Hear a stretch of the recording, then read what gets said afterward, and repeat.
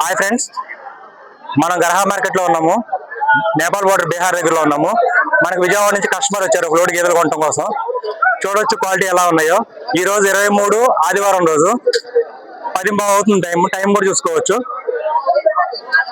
Quality చూసుకోవచ్చు గేదెలని.